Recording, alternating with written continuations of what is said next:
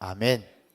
오늘 말씀을 가지고 설교 제목을 이렇게 잡았습니다. 로그아웃이 아닌 동기화의 시작이라고 잡았습니다. 따라서 한번 해볼까요? 로그아웃이 아닌 동기화, 싱크의 시작. 옛날에 우리 속담에 이런 말이 있죠. 가는 말이 고와야 오는 말도 곱다라는 표현이 있습니다. 많이 들어보셨을 거예요. 근데 이 속담이 이 시대를 살아가고 있는 우리들에게 어떤 의미로 다가오느냐, 그냥 하나의 속담으로 여기기도 합니다. 그러나 하나의 속담을 넘어서 철저한 기브 앤 테이크의 모습으로, 그런 의미로 들리기도 합니다. 직장 내에서 이런 생각들이 들죠. 우리가 성과를 회사에 보내야 회사로부터 보너스가 온다라고. 또 아이를 키우는 아이들에게 잔소리를 보내야 공부하는 척이라도 돌아온다라고 하는 의미로 생각해 볼 수 있다라는 거죠. 가는 말이 고와야 오는 말도 곱다. 좋은 것이 가면 좋은 것이 온다라는 의미이죠. 그러나 반대로 가는 게 없으면 오는 것도 없다라고 하는 이야기일 수도 있겠습니다. 이것이 우리가 몸으로 배운 세상의 이치이고 세상의 공식이라고 생각할 수 있겠죠. 그런데 오늘 읽은 본문 속에서는 예수님은 완전히 이런 공식들 다 뒤집는 말씀을 보여주고 있습니다. 우리가 요한복음 14장 15장 말씀을 계속해서 묵상하고 있는데, 전체적인 부분들 중에 앞부분 보면 3년 동안 예수님과 함께 있었던 제자들에게 예수님께서 이렇게 말씀하십니다. 이제 나는 떠나겠다라고요. 떠나서 너희를 위하여 처소를 예비하겠다 라고 말씀을 하셨습니다. 그리고 내가 떠나면 이제 너희에게 또 다른 보혜사를 보내서 너희와 함께 있게 하겠다라고 말씀을 하셨습니다. 그런데 제자들 입장에서는 보혜사가 누군지도 모르겠고, 중요한 것은 그들에게 느껴진 것은 우리와 3년 동안 함께 있었던 예수님이 자기들을 떠나겠다는 말에 꽂히고 맙니다. 결국 자신의 모든 것을 다 걸고 자신의 인생도 걸고 하던 일도 다 멈추고 예수님을 따라왔는데, 그 예수님이 이제 떠나버리겠다고 말씀을 하시는 겁니다. 그런 이야기를 듣고 있었던 제자들의 마음과 생각 속에 모든 것이 끊어지는 것 같은 절망이 찾아왔을지도 모르겠습니다. 쉽게 얘기하면 모든 것이 다 연결되어 있었는데 연결이 끊겨버린, 로그아웃 되는 것 같은 그런 생각이 들 수도 있었다라는 이야기죠. 이것이 전체적인 배경입니다. 그런데 이런 상황들 속에서 세상의 공식은 가는 말이 고우면 오는 말도 곱다. 좋은 것을 보내면 좋은 것이 온다 라고 이야기하는 것이 세상의 공식이고 이치일 수 있다는 거죠. 근데 예수님께서 오늘 주신 여러 상황들을 보면 예수님은 말씀은 이겁니다. 내가 가야 좋은 것이 온다라는 겁니다. 성경의 용어로 보면 나는 가야 한다. 그러면 내가 가고 또 다른 보혜사 성령님께서 너희에게로 오실 것이다 라고 하는 이야기였던 겁니다. 좋은 것이 가면 좋은 것이 오는 것이 아니라 예수님은 내가 떠나면 더 좋은 것이 온다라고 하는 이치를 이야기하고 있다라는 겁니다. 이것은 예수님에게 있어서 제자들과 이별을 얘기하는 것이 아니었습니다. 이별이 아니라 우리 삶의 가장 완전한 동맹, 가장 완전한 동행이 시작된다는 것을 오늘 말씀을 통해서 말씀하고 있다라는 것이죠. 그래서 오늘 말씀의 전체적인 이야기를 가지고 오늘 여러분들과 나눌 때 예수님께서 떠난다는 것에 대한 의미가 뭐냐, 예수님께서 떠나시는 것이 이때 당시의 제자들과 그리스도인들에게 어떤 의미가 있느냐는 부분들을 함께 보게 될 것이고요. 또 하나는 그럼 예수님이 떠나시고 보혜사 성령님이 우리 가운데 오신다고 하는데, 보혜사 성령님이 우리 가운데 오시는 것이 우리 삶에 어떤 영향이 미쳐지는가에 대한 부분들을 함께 나누면서 오늘 또 이번 한 주간도 살아가고 우리에게 주어진 인생을 살아가는 여러분 모두가 되실 줄로 믿습니다. 그럼 첫 번째, 예수님이 떠나시는 것이 은혜가 된다고 하는데 예수님이 떠나시는 것이 어떤 의미이냐? 첫 번째는 이것입니다. 따라서 한번 해볼까요? 제한된 소유에서 무한한 공유로. 제한된 소유에서 무한한 공유라는 것입니다. 예수님이 제자들에게 나는 이제 가고 너에게 또 다른 보혜사를 보내주시겠다라고 16절 17절에 말씀을 하고 있습니다. 여기서 보혜사, 이거는 헬라어로 파라클레토스라는 단어를 씁니다. 파라클레토스라는 단어의 의미는 곁에서 돕기 위해 부름받은 자라는 뜻입니다. 결국 곁에서 돕기 위해 부름받은 자라는 뜻의 또 다른 보혜사를 너에게 보내주시겠다고 하는데, 우리는 이 보혜사를 성령으로 알고 있고 이것이 성령님이십니다. 제자들은 눈앞에 보이는 육신으로 계신 예수님과 영원토록 함께 있기를 원했습니다. 여러분 그렇지 않겠어요? 예수님과 늘 함께 있고 싶은 것이 제자들의 마음이고 우리들의 마음이기도 합니다. 그런데 그래야 안심이 될 것 아니겠습니까? 근데 그 예수님께서 떠나시겠다는 겁니다. 제자들에게서 청천벽력과 같은 소리였습니다. 근데 여기서 한번 잘 생각해 보자라는 겁니다. 냉정하게 생각해 볼 때에 만약 예수님이 지금도 육신의 몸을 입고 이 땅에 계신다면 예수님 보러 갈 사람, 홍균 집사님, 찬송 목사님, 은호 집사님 보러 안 가겠습니까? 저는 보러 갈 것 같아요. 어제 광화문 광장에서 BTS가 어마어마한 공연을 했어요. 다녀오신 분 없어요? 저는 늦게 알아가지고 제가 오늘 아침에 일부 예배 때 오늘 저녁에 한다고 그랬거든요. 그랬더니 우리 살아있는 모세 전사님께서 어제였다고 그러더라고요. 그러니까 그만큼 제가 관심이 없는 거예요. 근데 만약에 제가 BTS 팬인 아미라고 했다면 갈까요? 안 갈까요? 가겠죠. 근데 지금 25만 명이 모였다고 하는데 전 세계 사람들이 거기 못 모여. 그래서 어떻게 했냐, 넷플릭스로 동시 생방으로 공연 중계했다고 얘기하더라고요. 결국 현장으로 올 수 있는 상황이 되지 않아 넷플릭스로 전 세계에 실시간으로 공유가 된 거죠. 근데 예수님께서 만약에 육신의 몸으로 이 땅에 계셨다고 한다면 홍균 집사님, 은호 집사님 저 갈 거예요. 찬송 목사님 갈 거예요. 찬송 목사님 제일 먼저 갈 것 같긴 한데 그러면 예루살렘에 가서 전 세계에 수많은 사람들이 모일 거예요. 전 세계 20억 명의 예수님을 믿는 그리스도인이라고 하는데 그럼 전 세계 사람들이 예루살렘으로 모였을 때 예수님 만약에 번호표를 뽑고 기다리지 않을까? 그러면 얼마나 기다릴까요? 적어도 10년, 20년? 잘 순서를 기가 막히게 잡으면 빠르게 만날 수 있겠지만 그렇지 않으면 수십 년을 기다려서 예수님의 옷자락도 잡을 수 있지 않을까라는 겁니다. 그게 제한된 소유라는 겁니다. 육신의 몸으로 살아있다면 그럴 수밖에 없는 거예요. 그래도 번호표 뺏고 수십 년 기다리다가 아플 수도 있고 죽을 수도 있고 여러 가지 상황이 생길 수도 있고 못 만날 수 있다는 거죠. 그게 현실이라는 겁니다. 육체는 시공간의 제약을 받고 있기 때문에 그러하죠. 바로 이 지점에서 우리는 예수님이 떠나심 속에 담겨있는 깊은 사랑의 원리를 배울 수가 있어야 합니다. 우리 자녀들을 키우는 데 있어서 자녀를 키울 때 아이들이 부모님을 마음을 좀 알았으면 좋겠는데 그렇게 하지 못할 때가 있어요. 부모님들이 아이들을 키울 때 아이가 걸음마를 시작한다고 생각을 해보십시다. 걸음마를 시작할 때 너무너무 예뻐요. 너무 행복해. 그래서 혹시라도 넘어질까 또 너무 예쁘기 때문에 걸음마를 시작하는 아이의 손을 잡고 계속 돌아다녀요.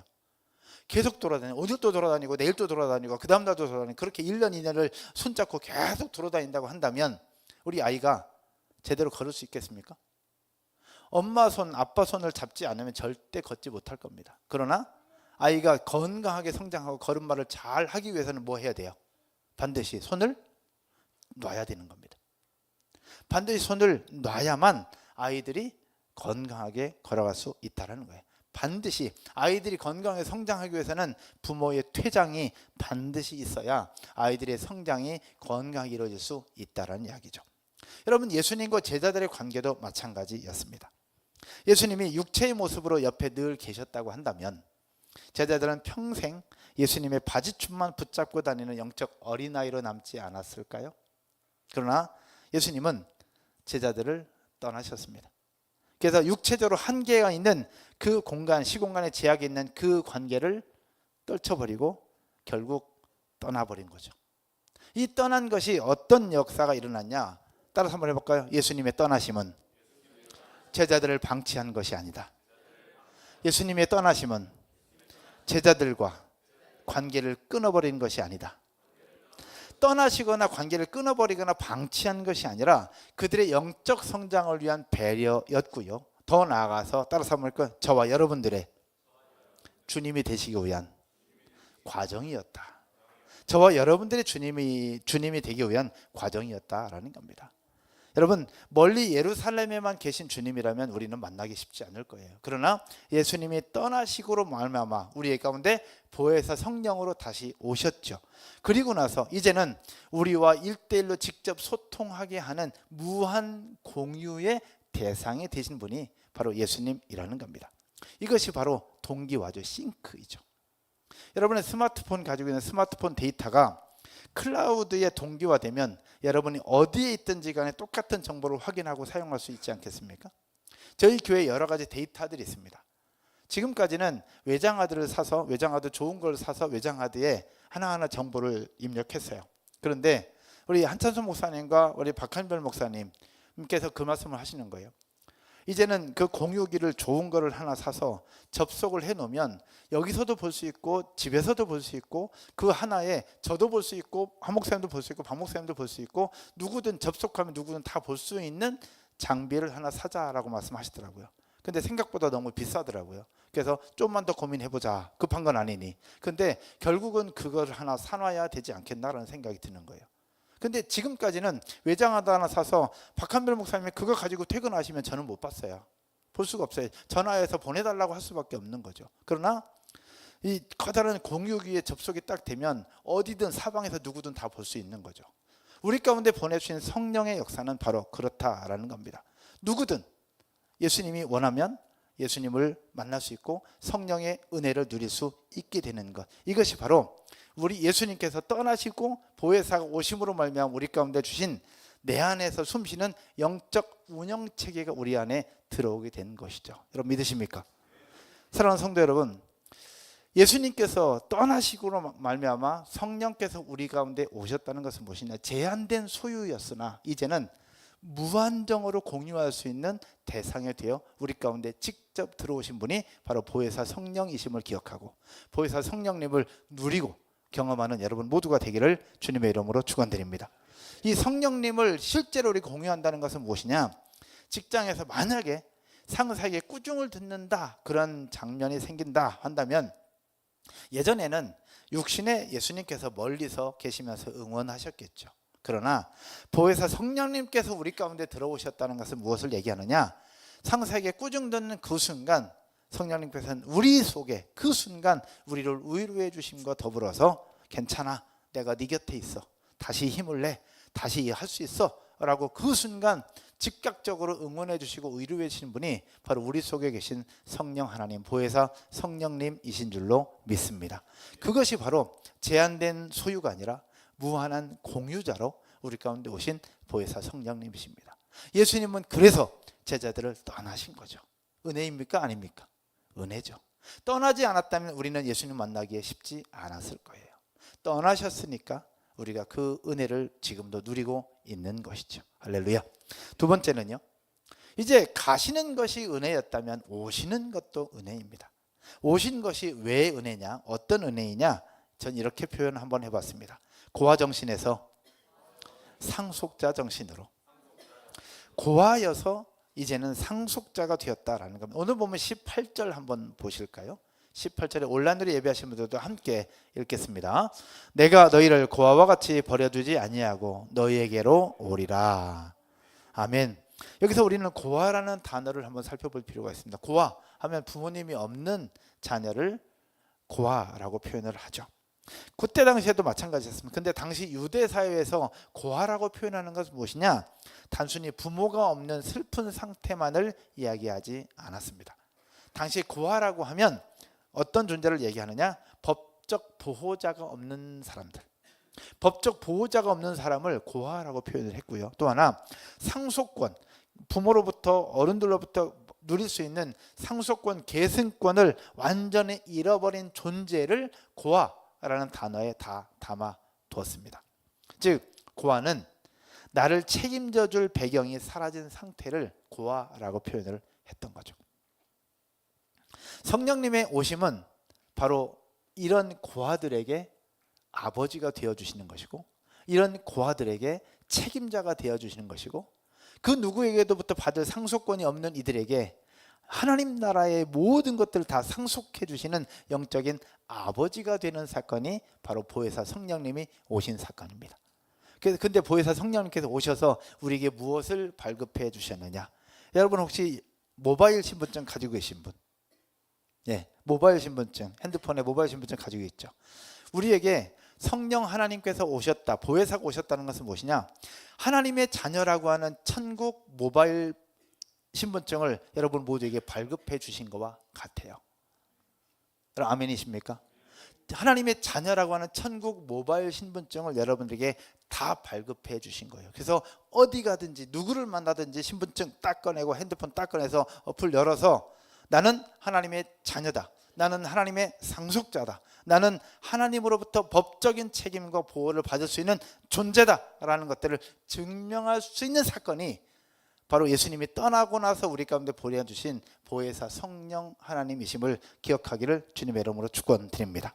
여러분 모두는 예수 그리스도를 믿음으로 고백한 하나님의 자녀요 천국 백성임을 증명할 수 있는 모바일 신분증을 가진 하나님의 사람들임을 기억하고 자신 있게 당당하게 상속권을 누리며 살아가는 여러분 모두가 되실 줄로 믿습니다. 그런데 여러분, 상속자가 되었다고 해서 모든 문제가 다 빵빵 해결됩니까? 상속자가 되었다고 해도 우리 가운데 선택하고 결정할 게 너무너무 많습니다. 그럴 때 과연 어떻게 할 수 있느냐라는 거죠. 그때 바로 성령님은 우리 인생의 내비게이션이 되는 분이 바로 우리 주 성령님, 보혜사 하나님이십니다. 할렐루야. 우리가 내비게이션 하면 또 한번 생각해 보자라는 겁니다. 예전에는 우리 그 운전할 때 지도를 보면서 운전을 했잖아요. 혹시 지도 보면서 운전해 보신 분 혹시 계십니까? 네. 또 이럴 때는 손 안 드는 게 좋긴 좋아요. 네. 지도를 보면서 운전을 할 수 있어요. 그래서 지도를 쭉 펴서 보거나 아니면 조수석에 놓고 딱 보다가 몇 번 길 1번 도로 타고 가다가 39번 도로 타고 이렇게 그랬던 기억이 있어요. 근데 요즘에 그렇게 보시는 분 혹시 계십니까? 요즘에 그렇게 안 봐요. 다 뭘로 봐요? 핸드폰으로 내비게이션 보거나 아니면 자동차 매립되어 있는 내비게이션을 보고 갑니다. 근데 그 매립되어 있는 내비게이션이나 스마트폰에 있는 내비게이션을 보면서 가서 거기서 블루투스로 설명까지 다 해줘요. 여기는 위험지대이니 돌아가십시오. 안전지대 사고가 많은 구역입니다. 돌아가십시오. 안전운전하십시오. 그때마다 실시간으로 설명을 다 해주신다는 겁니다. 여기서 예수님이 떠나신 것은 뭘 얘기하는 거냐? 지도를 보고 운전하던 그 시대가 갔다는 이야기입니다. 실제 옆에서 지도로 설명해 주시고 지도로 보여주셨던 그 예수님이 떠나시고 우리 가운데 핸드폰으로 실시간으로 내비게이션으로 안내해 주는 성령 하나님이 우리 가운데 오셨다는 것을 이야기하는 것이 바로 보혜사 성령님이십니다. 행복하지 않으십니까? 여러분 우리 인생과 삶의 수많은 결정과 나아가야 될 방향 속에 실시간 내비게이션으로 우리에게 말씀하시고 역사하시는 분이 바로 보혜사 성령님이심을 기억하고 그 하나님의 성령의 인도하심과 안내를 따라 하루하루를 살아가는 저와 여러분 모두가 되실 줄로 믿습니다. 그러므로 더 이상 이제는 고아처럼 방황하지 않으셨으면 좋겠습니다. 왜냐하면 고아는 법적인 책임이 없는 사람이잖아요. 누군가 보호해줄 사람이 없는 존재. 그러나 여러분들은 우리의 영원한 아버지 되시는 하나님이 여러분들 가운데 계십니다. 할렐루야. 그리고 그 하나님께서 여러분들에게 무엇까 주시냐? 하늘에 모든 것 다 주시겠다는 거예요. 하나님의 자녀로서의 그 권세와 능력, 하늘의 자원을 끌어다 쓰는 상속자의 그 당당함과 성령의 세밀한 음성으로 실시간으로 우리의 삶을 인도하시고 함께 하시는 하나님의 은혜 가운데 살아가는 오늘이 되고 이번 한 주간이 된다면 얼마나 행복하겠습니까? 그런 행복이 여러분들에게 넘쳐나고 그런 행복을 넘어 더 행복한 삶을 사는 저와 여러분 모두가 되는 이번 한 주간의 되기를 주님의 이름으로 축복합니다. 말씀의 결론을 맺으면서요, 마지막 21절 한번 보겠습니다. 마지막 21절에 이렇게 말씀하죠. 온라인으로 보신 분들도 함께 읽겠습니다. 나의 계명을 지키는 자라야 나를 사랑하는 자니 나를 사랑하는 자는 내 아버지께 사랑을 받을 것이요 나도 그를 사랑하여 그에게 나를 나타내리라. 아멘. 이 말씀을 들으면서 여러분 어떤 생각이 드십니까? 나의 계명을 지키는 자라야 나를 사랑하는 자다. 주님을 사랑한다고 우리는 늘 고백을 하는데 주님을 사랑하는 자는 나의 계명을 지키는 자여야 한다. 어떻게 보면 숨이 턱 막히는 메시지처럼 들릴 수도 있습니다. 왜냐하면 여기 계신 분들도 치열하게 살아가잖아요. 하루에 2시간, 3시간 자는 분도 계시고 4시간, 5시간 아침 이른 새벽부터 하시는 분도 계세요. 또 해외에서 사업하시면서 이것저것 신경 쓸 일들이 많은 분들도 계시고 지금도 출근해서 직장에서 사무실에서 일하는 분들도 계실 수 있죠. 치열하게 살아가는데 우리에게 하나님의 계명을 지키라는 거예요. 그게 사랑하는 자다라고 얘기하는 겁니다. 우리가 할 일을 투두리스트라고 얘기를 하는데 결국 투두리스트의 복잡한 빡빡한 투두리스트 위에 여호와의 계명을 지키는 것이 하나 더 얹어진 것 같은 느낌이 들 수도 있다라는 이야기죠. 그런데 이 이야기는 우리가 계획되어 있는 투두리스트 위에 또 하나를 얹어주시는 말씀이 아닙니다. 또 하나에 얹어서 팍팍한 삶 가운데 더 큰 부담을 주고자 하는 말씀이 아니라는 거예요. 오늘 말씀에서 봤던 것처럼 동기화의 관점에서, 보혜사 성령을 우리 가운데 주신 동기화의 관점에서 이 말씀을 한번 돌아보면, 이 말씀은 거래가 아니고 반응이라는 얘기입니다. 하나님을 사랑하는 자가 누구냐에 대한 조건이 아니라 하나님을 사랑하는 사람에게 나타나는 태도와 그 반응에 대한 이야기가 오늘의 말씀이라는 겁니다. 여러분 생각을 한번 해보자는 거예요. 사랑하는 사람과 오래 살면 식성도 닮아가죠. 그죠? 식성도 닮아갑니다. 저는 매운 거 잘 못 먹어요. 맵찔이라 저는 매운 거 잘 못 먹어요. 근데 제 아내는 겁나게 잘 먹어요. 근데 저랑 한 지금 25년 가까이 됐죠. 25년 가까이 사니까 제 아내도 요즘 매운 거 잘 못 먹어요. 저를 너무너무 사랑하는 거죠. 아닌가? 네, 아멘이죠. 할렐루야. 사랑하는 사람과 오랫동안 같이 살면 닮아가요. 행동도 닮아가고 어투도 닮아가고 태도도 닮아가고 말하지 않아도 상대방이 싫어하는 것들을 하지 않게 돼요. 그래서 상대방이 좋아하는 것을 같이 하게 됩니다. 사랑하니까. 여러분 성령님과 실시간으로 연결되면 어떤 일이 벌어지냐, 주님의 마음이 내 마음에 실시간으로 다운로드 된다라는 겁니다. 하나님의 마음이 우리 마음에 실시간으로 다운로드가 돼서 결국 하나님이 싫어하는 것 우리도 안 하게 된다는 얘기입니다. 하나님을 사랑하니까, 하나님과 직접적으로 연결되어 있으니까 말이죠. 그래서 예전에는 내 마음대로 내뱉던 독한 말들이 주님의 마음 때문에 걸러지게 되는 거죠. 그게 계명을 지키는 것 아니겠습니까? 또 미워하던 동료를 향해서 예전에는 그냥 미워하고 막 했다면 내 안에 성령님과 동기화되어 있으니 이제는 미워하던 마음이 어떻게 해요? 긍휼한 마음이 되어가는 것이고 그들을 돕고자 하는 마음으로 바뀌어져 가는 겁니다. 이것은 내가 뭔가 해야 된다고 하는 의무가 아니라는 얘기예요. 의무나 조건이나 어떤 거래가 아니라 내 안에 계신 주님께 대한 반응이고 나의 태도이고 나의 마음가짐이 될 수 있다는 얘기입니다. 그래서 사랑은 쥐어짜는 고통이 아닙니다. 나의 계명을 지키는 자라 나를 사랑하는 자다 아니에요. 주님께 사랑받은 사람은 계명을 지키게 된다라는 이야기가 오늘의 말씀인 거죠. 그러므로 사랑하는 성도 여러분, 우리 더 행복한 교회 성도 여러분, 그리고 온라인으로 예배하는 여러분 모두에게 이렇게 말씀을 하십니다. 자막 준비했는데 한번 볼까요? 오늘 말씀 전체를 통해서 이렇게 말씀하고 있는 겁니다. 나는 이제 너희 곁을 떠나 너희 안으로 들어가겠다. 너와 영원히 동기화 되겠다라고 하는 것이 오늘 본문의 전체적인 맥락입니다. 너와 관계를 떠나는, 끊는 로그아웃이 아니라 너와 영원히 함께 거하는 동기와 싱크가 되겠다라고 말씀하고 있는 거죠. 같이 한번 읽어볼까요? 나 이제 너희 곁을 떠나 너희 어디로? 너희 안으로 들어가겠다. 이제 너희 안으로 들어가 너와 영원히 뭐하겠다? 동기화 되겠다라고 하는 것이 오늘 예수님께서 제자들에게 주셨던 말씀입니다. 그러므로 우리는 이제 더 이상 예수님 만나기 위해서 특별한 장소나 시간을 찾아 헤맬 필요가 없습니다.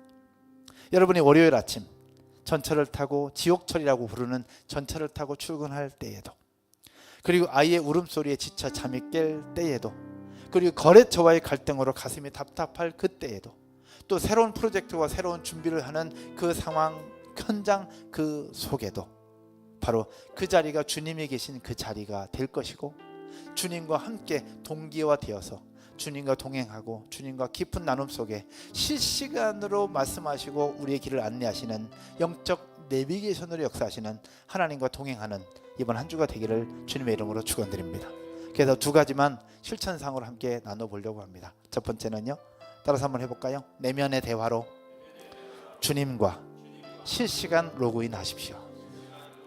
내면의 대화로 주님과 실시간 로그인 해보자는 겁니다. 이건 거창한 기도를 얘기하는 것이 아닙니다. 운전대를 잡았을 때, 그리고 모니터 앞에 앉았을 때, 그리고 아이를 데울 때 짧게 읊조리는 겁니다. 주님, 지금 제 마음 아시죠? 오늘 또 운전대를 잡습니다. 오늘 또 회사를 향해서 출근합니다. 오늘 또 우리의 거래처를 만나게 될 겁니다. 그런 상황 속에 하나님을 인정하고 하나님과 동기화 되어서 그렇게 하나하나 하나님 앞에 고백하고 읊조리며 하나님과 동행하는 여러분 모두가 되시기를 주님의 이름으로 축원드립니다. 두 번째는요, 상속자의 당당함으로 세상을 대하라는 겁니다. 한번 따라서 하겠습니다. 상속자의 당당함으로 세상을 대하십시오.